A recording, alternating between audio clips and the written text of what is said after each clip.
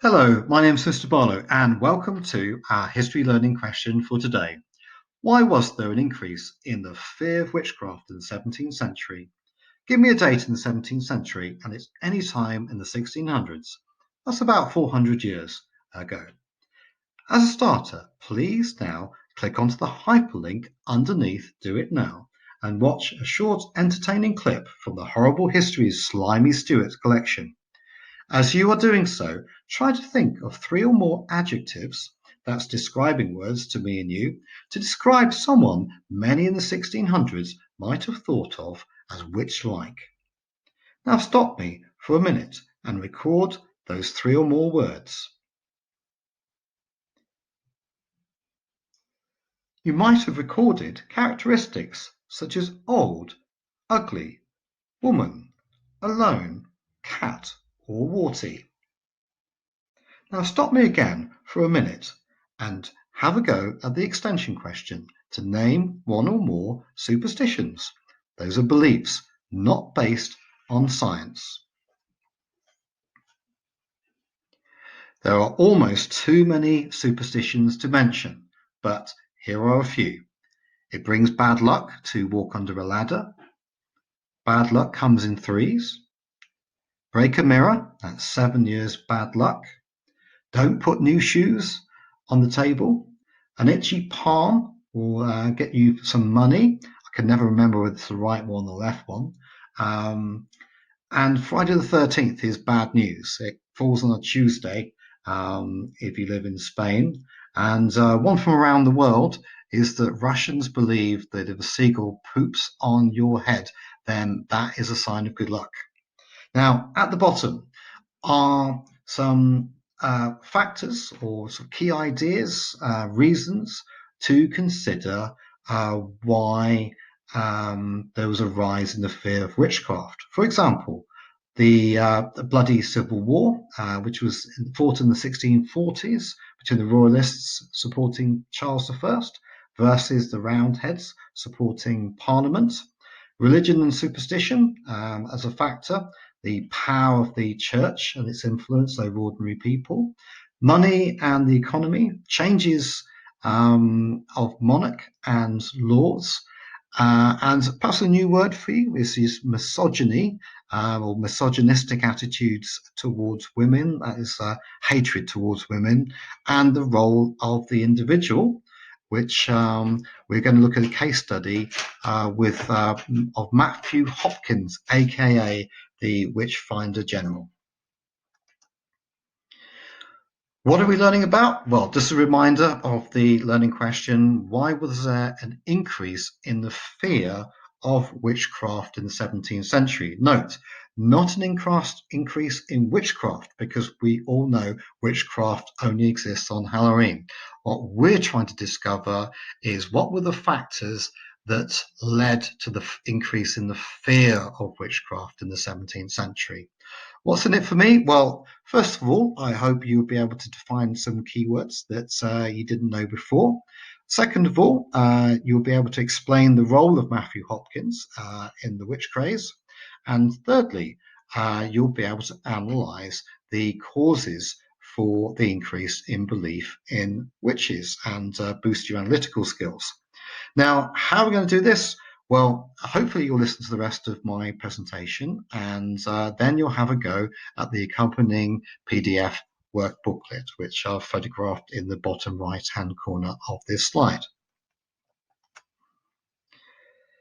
The first task is to link with arrows the keywords to their correct definitions. You see the first one highlighted at the bottom, which is misogyny, linked to its correct definition, its dislike or disrespect of women, especially ones with alternative lifestyles. So please have a go at matching the rest of the keywords to their correct definitions, and you'll be able to do that on the on your work booklet. Now, I'm going to tell you a story of the witchcraft crazes in the 17th century, which was more of a revival, really, of the good old medieval times' witchcraft crazes. But this time period was helped by the lawlessness across Europe of the 30 Years' War from 1618 to 1648, where the Catholics and the Protestants pitched themselves against each other, um, do one atrocity after another to each other in what is now modern day Germany. First accusing each other of witchcraft, and then following that by burning each other at the stake on the grounds of heresy, which is having the wrong religion, which could be witchcraft and worshipping the devil, or worse, being a Catholic or a Protestant. Now, priests were very, very influential in the 17th century. Everyone went to church, rich or poor, and priests would be telling you how to avoid eternal damnation for your soul and be able to get to heaven. They warn their flocks also of the ever-present dangers of the devil and his followers or recruiters, namely witches.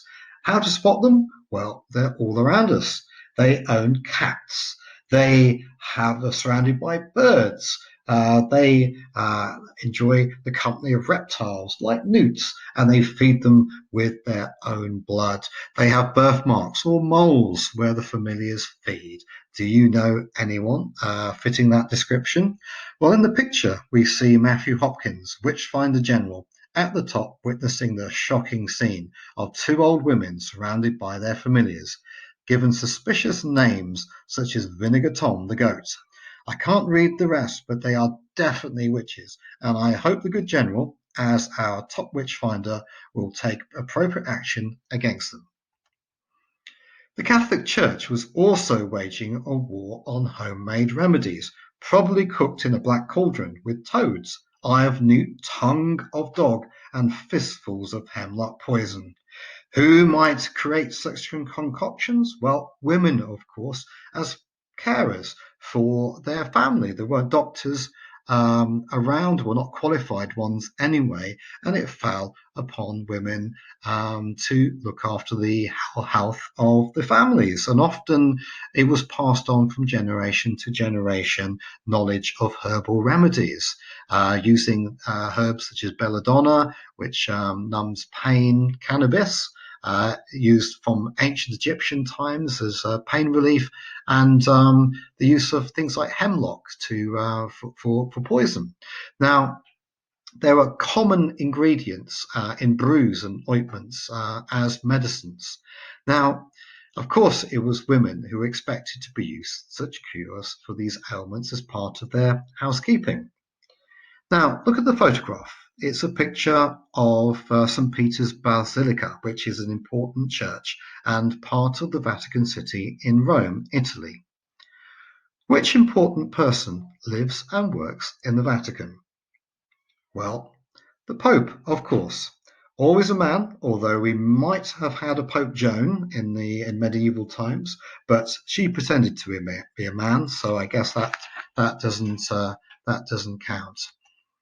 Now, the Europeans had some pretty extreme ways of extracting a confession of witchcraft, including, for example, pictured bottom left thumb screws, ouch, or the on the right, also pictured, is the Spanish boot, where boiling water or molten lead would be poured into the boot with the accused feet still in them, of course, which was excruciatingly painful. Now, by comparison, the English were a little more humane in terms of their ways of exacting confessions, because for most of the 17th century, torture was not allowed in England, but other methods were used. For example, the fad diet of bread and water, tying of limbs, and sleep deprivation, otherwise known as watching. And as you become completely delirious through lack of sleep, you would admit to anything. Now, At the beginning of the 17th century, England had a new king. He was James I of England, who was James VI of Scotland. And he was particularly fearful of witchcraft. And he even wrote a book on the subject. If you excuse his spelling, it was called Demonology, which was the study in depth, because it's an ology, of evil spirits. And in 1604, when he succeeded Elizabeth, he brought in the act of conjuration. That's conjuring, was making magic spells, which meant witches could now be hanged, and James approved of torture. Often he would actually go along in person to oversee the torture. Previously, Elizabeth had passed a witchcraft law whereby torture was forbidden to gain a confession, and the punishment was mostly pillory, which was having rotten vegetables thrown at you. Although frozen veg, which was most of the veg in those days, was as hard as a rock, so it could do quite a lot of damage. But Elizabeth was not big on murdering witches. Now, task: why might Elizabeth have been soft on witches by comparison? Now, the clue is something to do with her mother, Anne Boleyn. Well, her mom had been accused of bewitching the king into marrying her, the king being Henry VIII, and this cost her her head, which was chopped off.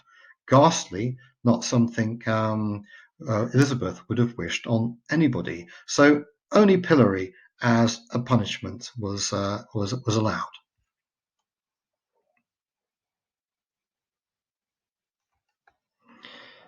Also during the 1600s, England experienced a witch craze. This was in the middle of the 1600s in 1645, during the English Civil War. Now, as the Civil War raged, a man called Matthew Hopkins, who was a self-styled witchfinder general, aged only 21, and his motley associates started hunting witches in Essex and East Anglia. He claimed to have his own list of witches, not a list you'd want to be on. Now, task: why might the Civil War have helped the witchfinders' activity? The clue: who might have protected the women? Well, it was a civil war, and most of the men, sons, husbands to vulnerable women, would have been away off fighting the war, which would meant that most of the villages and towns that Matthew Hopkins came across would have been mostly of contained women.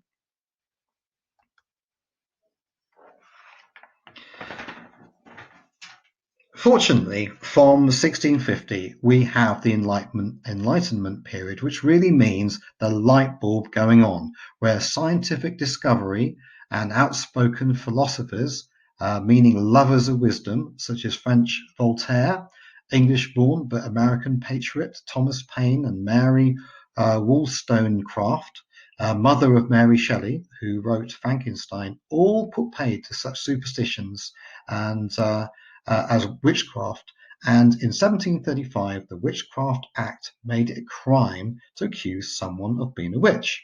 It didn't, unfortunately, save our last unfortunate, who was named um, uh, Janet Horne, from being executed in 1722, who was supposed to have used her daughter, who had deformed hands and feet, as a pony to ride to the devil.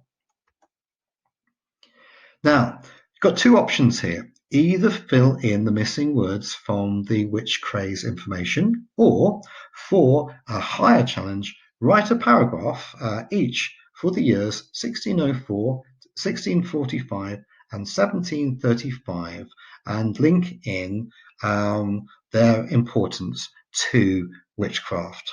Try and use a peel format. So write a point, record evidence, explain, and then try and link into the next point.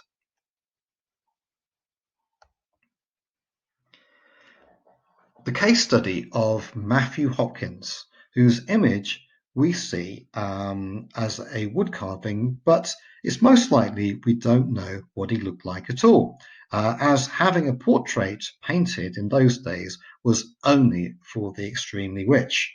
Now, Hopkins had no specific schooling for his role as a witch finder. He was inspired by James I's bestseller, Demonology, and saw the opportunity during the chaos of the English Civil War to start up a business as a witch finder. Now, his first town or village, really, in those days was Manningtree in Essex, where he provided employment opportunities for local women to help him catch witches. Task: why might villagers act as witnesses to the witchcraft of their neighbours? Well, A. It could be seen as your religious duty to report all servants of Satan. B. I'm being paid to look for witches and I will find them. C. That old woman next door has a lovely view, and if we take her property and she's conveniently disposed of, we only have to move the fence. Or D. All of the above. Now, although proper torture was still illegal in England, Hopkins and his henchman Jack Stern had ways of making you confess as to being a witch. Now, it keeps suspects awake for days with sleep deprivation, where they would deliriously say anything. He would use a retractable blade because it was believed that witches couldn't be stabbed, and he used the trick into believing he'd found a witch with the retractable blade. And a favourite of Hopkins was the swimming test, which tied to a rope and lowered into the water. If you sank, you were innocent, but you still drowned. If you floated, then you were guilty and you'd be dragged off to be hanged. So a win-win situation there. Now, not everyone supported Hopkins' witch hunting, which was very expensive. Ipswich had to raise a special tax to afford the young man, and Stowmarket balked at the princely sum of £23 for their witch finder, which was uh, thousands of pounds in today's money. Well, finding Satan's accomplices obviously came at a price. But with mounting opposition and the ending of the English Civil War, the witchfinder hung up his cloves of garlic and his crucifix, and at the ripe old age of 24, he retired. He had been responsible for the deaths of over 300 women, and that was more in a single year than had been executed in the previous 100 years. Now, what happened to Hopkins after his witch hunting days were over, nobody knows for sure whether he died of tuberculosis, but according to local legend, Hopkins' ghost is said to haunt Mistley Pond in Manningtree, which was a scene of his many crimes. Now, the next thing you would like to do is to create a cartoon storyboard. That's 6 to 8 scenes in words and pictures of the Witchfinder's reign of terror. The next task is to study the 6 reasons for the increase in belief in witchcraft in the 17th century, namely money and economy, bloody civil wars, religion and superstition, misogyny and attitudes to women, the role of the individual, Witchfinder General Matthew Hopkins, and changes in monarchs and laws. Give each reason a colour and decide on how important you think each reason or ingredient, as it's going to be, is to creating such a spike in witchcraft belief. Then colour in the empty cauldron pictured, and the amount you colour in for each reason depends really on how you value its importance. So the more important the reason, the more of that colour you will colour in. Now, finally, there's a final big question here. Complete the sentence. I think the most important reason for the rise in belief in witchcraft in the 17th century is, and then justify your reason because. And finally, as an assessment for learning, can you answer these 4 questions? So whether you found the topic, has it been interesting, somewhat interesting, not interesting, and assess how you found the work. Is it too hard, about right, or too easy? One thing I've learned today is, and one thing I would like to learn more about is. So thank you for listening, and good luck in answering the work booklet. Thank you.